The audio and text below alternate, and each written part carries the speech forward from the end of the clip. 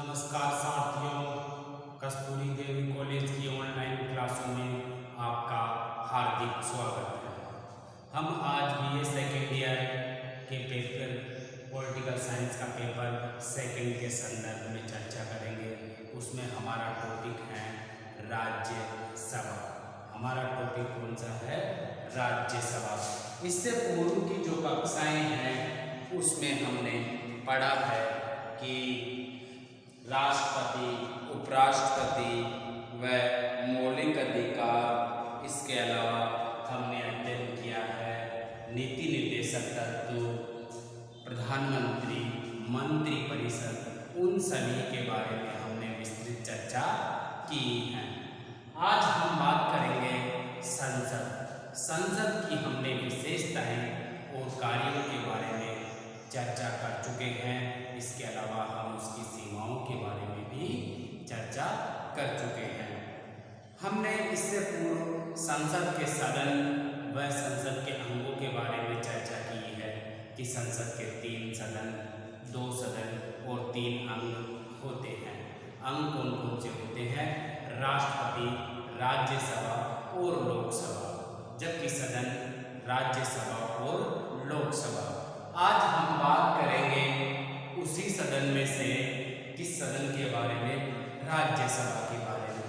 पिछली कक्षा में हमने चर्चा की थी इनकी सदस्य संख्याओं के बारे में और डिवाइड किया था कि राज्यों से कितने सदस्य चुने जाते हैं, कितने सदस्य निर्वाचित होते हैं और राष्ट्रपति द्वारा राज्यसभा में कितने सदस्य मनोनीत किए जाते हैं और केंद्र शासित प्रदेशों से कितने सदस्य निर्वाचित होते हैं। इन सभी के बारे में हम विस्तृत चर्चा कर चुके हैं। वर्तमान में हमारे 245 राज्यसभा के सदस्य हैं और अधिकतम कितने हो सकते हैं? 250। इस प्रकार से हम रचना के संदर्भ में बात करें तो अनुच्छेद 80 के तहत इनकी सदस्यों की संख्या अधिकतम कितनी हो सकती है? 250। वह वर्तमान में 245 है। हम बात करें राज्यों से तो राज्यों से 229 सदस्य थे और वर्तमान में हैं, क्योंकि जम्मू कश्मीर के बाद में थोड़ा आंकड़ा चेंज हो चुका है।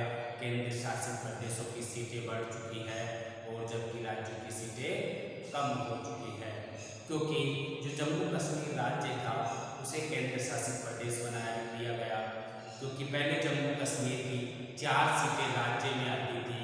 यानी कि वर्तमान में अगर देखा जाए तो 225 सीटें राज्यों से है, जबकि वहाँ पर 4 सीटें पहले केंद्र शासित की थी तो वो कितनी हो गई है?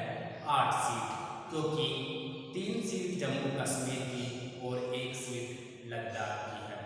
इस प्रकार से हम बात करें राज्यसभा के संदर्भ में तो हम रचना संबंधी बात करें तो रचना के संदर्भ में हमने विस्तृत चर्चा कर चुके हैं।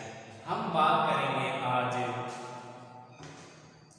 निर्वाचन संबंधी। देखिए, राज्यसभा के सदस्यों का निर्वाचन किस प्रकार होता है, कैसे होता है, कहाँ से होता है, इसके संदर्भ में हम बात करेंगे। हम इससे पूर्व बात कर चुके हैं सदस्य संख्याओं में कि 12 सदस्यों को राष्ट्रपति द्वारा मनोनीत किया जाता है। आज निर्वाचन संबंधी हम बात करते हैं राज्यसभा के सदस्यों के बारे में। देखिए, यहाँ पर क्या होता है कि इनके सदस्यों का निर्वाचन, इनके सदस्यों को निर्वाचित किसके द्वारा किया जाता है? अलग अलग राज्यों के द्वारा। हमारे यहाँ पर भारत में प्रारंभ में जो प्रथम राज्यसभा की स्थापना की गई थी वो इस तरीके से नहीं की गई थी कि 2/3 सदस्यों को अवकाश डायरेक्ट। यहाँ पर क्या हुआ था कि राज्यसभा की स्थापना एक लोक विधानसभा के सदस्यों द्वारा निर्वाचित की गई है। हमारे यहाँ पर हम देखें निर्वाचन संबंधी बातें तो हर राज्य, प्रत्येक राज्य जिसकी जनसंख्या के अकॉर्डिंग वहाँ निवास के अकॉर्डिंग मताधिकार के आधार पर उन सदस्यों की संख्या निर्धारित की गई है। हमारे यहाँ पर हम बात करें सबसे अधिक संख्या के बारे में भारत में, तो 31 संख्या यूपी की है। यूपी से 31 सदस्य राज्यसभा के लिए जाते हैं। तो इस प्रकार से हम बात करें सबसे अधिक सदस्य संख्या के संदर्भ में, तो सबसे अधिक कहां से लिए जाते हैं? यूपी से लिए जाते हैं 31, जबकि राजस्थान से 10 सदस्य लिए जाते हैं। इसी प्रकार से हम बात करें निर्वाचन संबंधी, तो यहाँ पर क्या होता है प्रक्रिया, क्योंकि हमारे प्रारंभ में क्या था कि जो निर्वाचन होता था, राज्यसभा का जो सदस्य होता था, तो उसके लिए यह आवश्यक शर्त रखी गई थी कि वही उस राज्य का सदस्य भी हो, उस राज्य की नागरिकता भी उसे प्राप्त हो, अर्थात वह उस राज्य का मूल निवासी हो, यह कहा गया था प्रारंभ में। लेकिन हम बात करें पहले प्रारंभ में गुप्त निर्वाचन प्रणाली थी, क्योंकि हमारे यहाँ पर गुप्त पहले वर्तमान में गुप्त नहीं है, क्योंकि ऐसे भ्रष्टाचार होने के कारण जो एमएलए थे, जो विधायक थे, उन्हें खरीद लिया जाता था और खरीद करके भ्रष्टाचार होने के कारण पार्टी के सदस्य, एक सदस्य क्रॉस वोटिंग करने लग गए थे। इससे यह पता नहीं रहता था कि कौन सदस्य बनेगा राज्यसभा का, तो कोई निर्धारित नहीं रहता था। इन्हीं सभी आवश्यकताओं की वजह से यहाँ पर कुछ सुधार किया गया।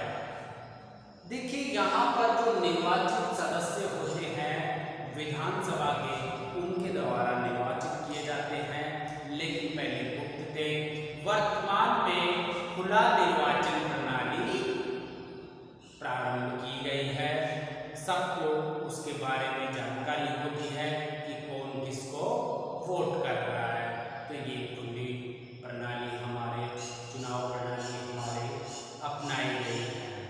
जबकि पहले ये सिस्टम था कि राज्यसभा का सदस्य जो भी निर्वाचन के लिए निर्वाचित होगा वो उसी राज्य का होगा, लेकिन वर्तमान में इस बाध्यता को भी, इस शर्त को भी हटा दिया गया है।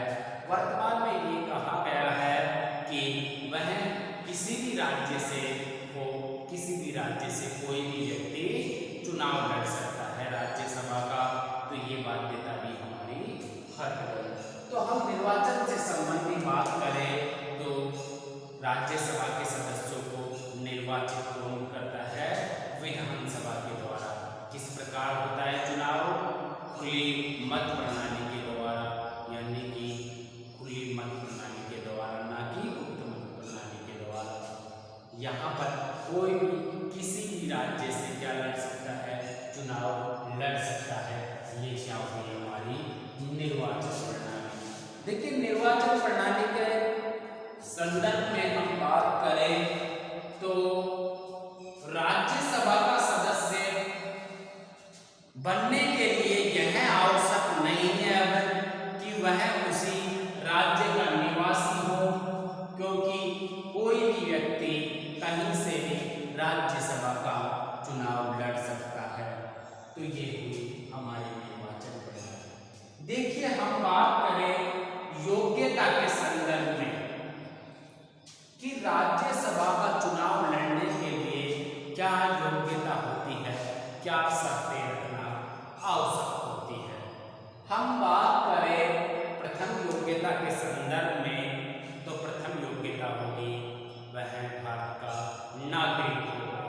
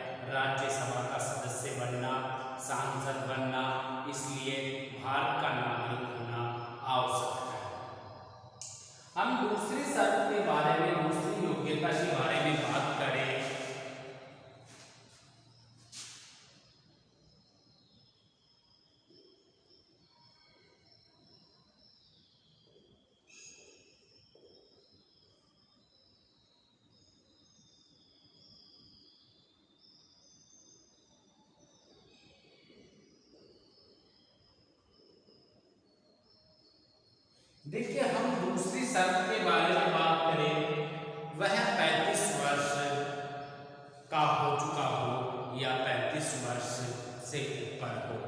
वही राज्यसभा का 30 वर्ष, यहाँ पे क्या आएगा 30 वर्ष, 30 वर्ष की आयु पूरी कर ली हो या 30 वर्ष से अधिक आयु का हो, वही क्या लड़ेगा, राज्यसभा का चुनाव लड़ सकता है। देखिए यहाँ पे राज्यसभा का चुनाव लड़ने के लिए यह दोनों ही आवश्यक शर्त है। 30 वर्ष की आयु होना आवश्यक है। 30 वर्ष से कम आयु वाले को राज्यसभा के लिए निर्वाचित और ना ही मनोनीत किया जा सकता है। इसीलिए इसकी एक आवश्यक योग्यता है 30 वर्ष की आयु होना। देखिए तीसरी शर्त और बहुत ही इंपॉर्टेंट शर्त है, राज्यसभा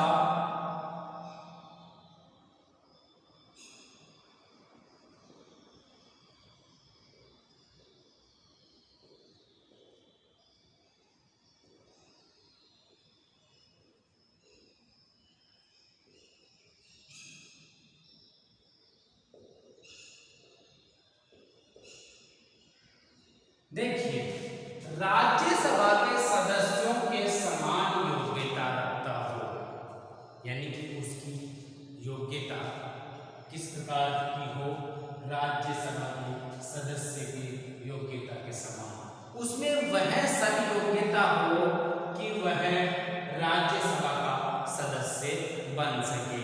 क्योंकि बहुत सारे कानून हैं, क्योंकि वो सदस्य किसका बनेगा, राज्यसभा का।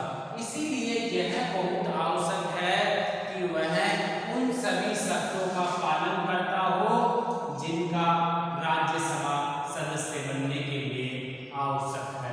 यानी कि हम बात करें तो राज्यसभा का सदस्य बनने के लिए जो सभी आवश्यक नियम हो, कानून हो, उनका पालन करना आवश्यक है, वो सभी योग्यता वह रखता हो।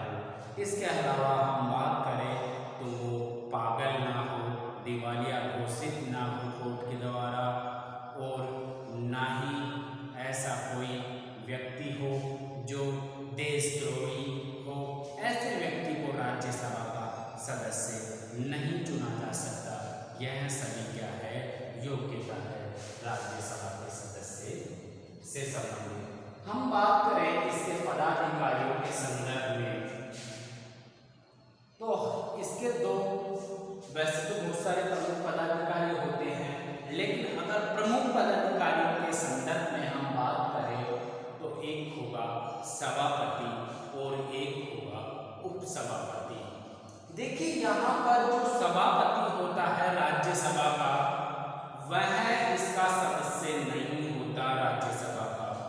यह एकमात्र ऐसा सदन है जिसमें इसकी अध्यक्षता करने वाला, इसका नेतृत्व करने वाला इसका सदस्य नहीं होता।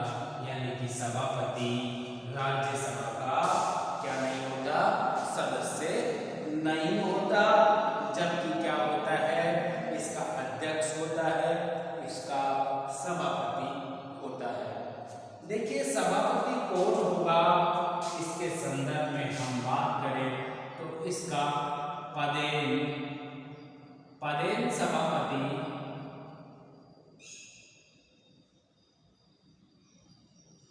उपराष्ट्रपति।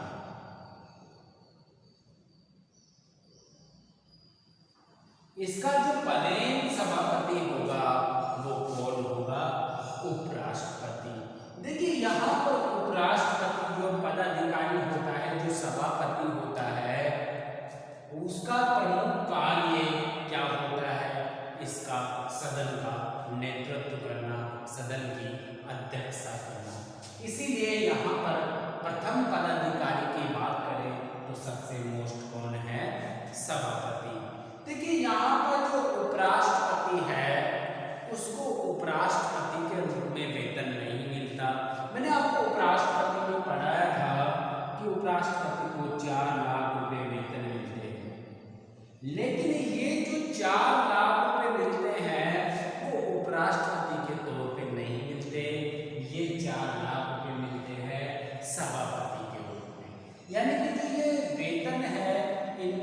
कार्य के लिए मिलता है, ये मिलता है सभापति के लिए। हम बात करें उपराष्ट्रपति के संदर्भ में तो ये क्या होगा, इसका पदेन सभापति होगा, किसका, राज्यसभा का। यानी कि प्रथम जो पदाधिकारी है वो कौन हुआ, उपराष्ट्रपति।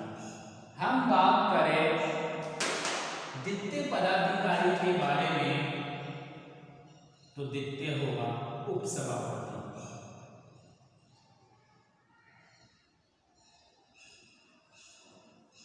देखिए यहां पर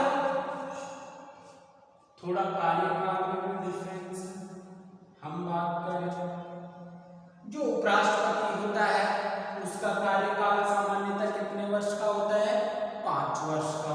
और उपसभापति जो कि इसका एक प्रमुख अधिकारी है, सेकंड अधिकारी है, उपसभापति जो राज्यसभा के सदस्य होते हैं उन्हीं में से निर्वाचित होता है।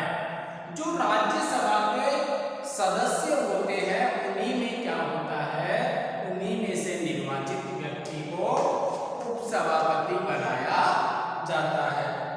यानी कि उपसभापति किसे बनाया जाता है, इन्हीं के सदस्यों में निर्वाचन के माध्यम से, यानी बहुमत के माध्यम से इन्हीं सदस्यों में से क्या बनाया जाता है, उपसभापति। तो ये इसके प्रमुख पदाधिकारी है। इसके अलावा और कुछ प्रमुख पद है जैसे कि राज्यसभा के महासचिव, राज्यसभा के सदस्यों के सचिव, राज्यसभा के जो एमपी होते हैं उनके सचिव, ये सभी प्रमुख क्या होते हैं, सहायक के रूप में कार्य करते हैं और सभी प्रमुख पदाधिकारी होते हैं जो आईएएस लेवल के होते हैं। हम बात करें अब कार्यकाल के संदर्भ में, कार्यकाल के संदर्भ में हम बात करें राज्यसभा के तो सामान्यतः कार्यकाल कितने वर्ष का है, 6 वर्ष का। देखिए कार्यकाल, यहां पर कार्यकाल राज्यसभा का नहीं है, राज्यसभा का कोई कार्यकाल नहीं होता। जो ये 6 वर्ष सदस्यों का कार्यकाल होता है, जो 6 वर्ष होता है वो किनका कार्यकाल होता है, सदस्यों का कार्यकाल होता है, ना कि राज्यसभा का कार्यकाल। आपने कभी सुना है कि 13वीं राज्यसभा, 14वीं राज्यसभा, 8वीं 7वीं राज्यसभा, नहीं सुना होगा। क्यों? क्योंकि ये राज्यसभा का कार्यकाल नहीं होता। राज्यसभा एक स्थायी सदन होता है। राज्यसभा क्या होता है, एक स्थायी सदन होता है राज्यसभा। इसे कभी भी भंग नहीं किया जा सकता, इसे कभी भी भंग नहीं किया जा सकता। किसको, राज्यसभा को। देखिए हम बात करें राज्यसभा के संदर्भ में तो राज्यसभा का कोई भी कार्यकाल नहीं होता, क्योंकि ये क्या होता है, एक स्थायी सदन होता है। इसे जैसे लोकसभा को तो भंग कर देते हैं, 15वीं लोकसभा, 16वीं लोकसभा, वर्तमान में 17वीं लोकसभा इस प्रकार से चल रही है। लोकसभा का हर 5 वर्ष के बाद चुनाव होता है। यहाँ पर राज्यसभा का ऐसा नहीं होता। यहाँ पर 2/3 सदस्य 2 वर्ष के लिए, 2 वर्ष के बाद अवकाश ग्रहण कर लेते हैं। तो यहाँ पर क्रमबद्ध चलती रहती है। तो इस प्रकार से आप बात करें राज्यसभा के संदर्भ में तो राज्यसभा के संदर्भ में हम बात करें तो यहाँ पर कार्यकाल इनका नहीं होता। देखिए जो इनके सदस्य होते हैं उनके संदर्भ में,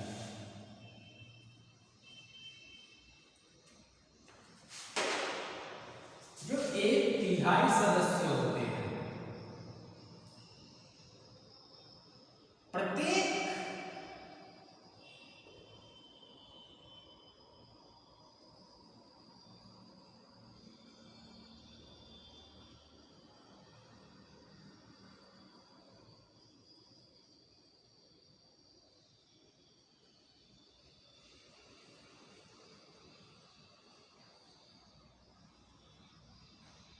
देखिए यहां पर जो सदस्य होते हैं 1/3 प्रत्येक 2 वर्ष के बाद अवकाश ग्रहण कर लेते हैं, यानी कि सदस्यों का कार्यकाल कितने वर्ष का होता है? 6 वर्ष का होता है।